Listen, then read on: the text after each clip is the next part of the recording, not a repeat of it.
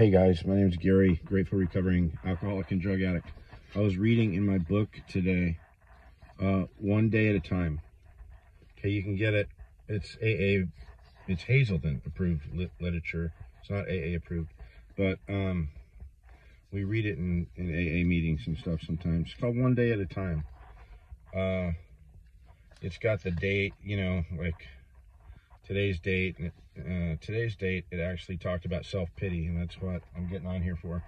So a lot of you guys know I lost my son to an accidental fentanyl overdose.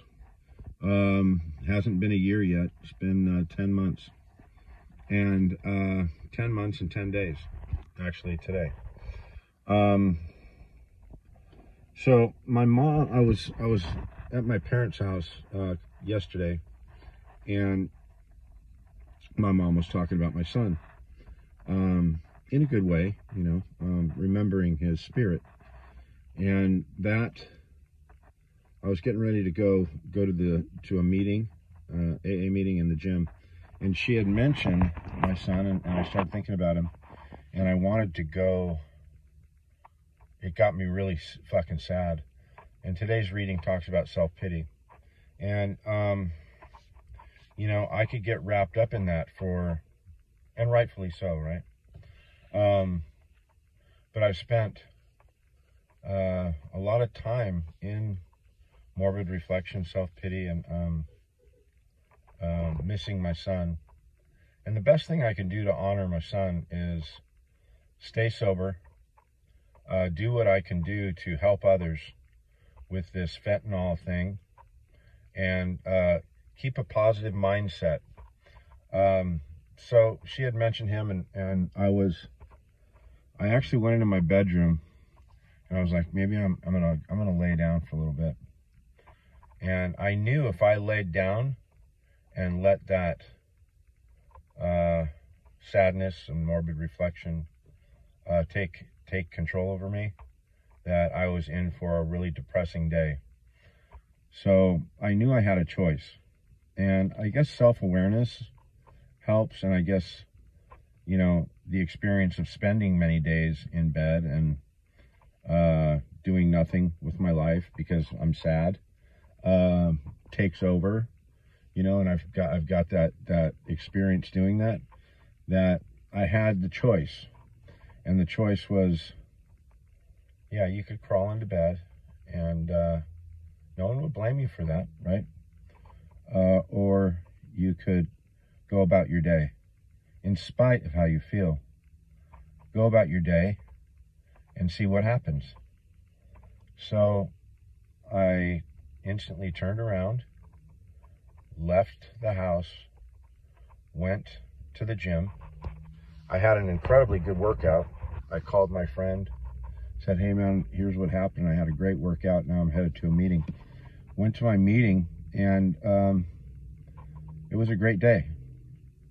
In spite of those feelings that I carried with me that day, I took the contrary action, right? And I kept my mental health for the day. It's important. It's important to keep that mental health. And the mental health isn't I'm not talking about, if you need a doctor or something like that. I'm just talking about, going into, being depressed and not doing shit for the day, or having a productive day in spite of the way I feel. So, a lot of times we just got to get up and do what we need to do in spite of how we feel. Fuck how you feel. It's what you do in the middle of a day or in the course of a day. And I was able to be useful to others, and not to just sit there and harp on the feelings all day. But I got to tell you what the key to that was. It was prayer. And, I'm not some Bible thumping guy that has some huge concept of God and, some spiritual guru or anything. I'm just a regular Joe who's found a way to live his life with bringing God into his life. Since I brought God into my life, I'm able to do these things that I wasn't able to do before, because I was drinking, using drugs, smoking like a chimney, eating like a fucking crazy person, not taking care of my mind, body, and my spirit. And it's just key today to do those things. I wanted to make a quick video. It's 5 minutes in, so I've probably lost most of you by now. But take, those little prayers. God, I mindfully said, God, please, I need your help today. Just for me today, I need your help. And I got through the day with those short little prayers. Just closed my eyes, focused on God, and asked for help. That's it.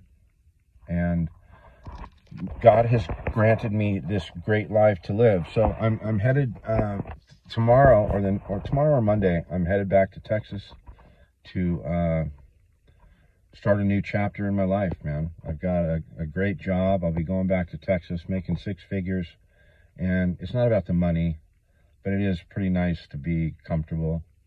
And that's why we get sober, so we can have a good life. And so I'll be making good money, and I'm going to tie myself right into some AA groups.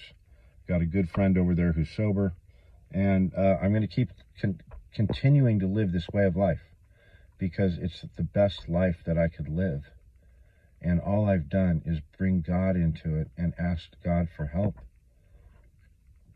Go to AA meetings. I raise my hand. I try to help others. And when I'm in trouble, I ask people for help. Have a good day, you guys.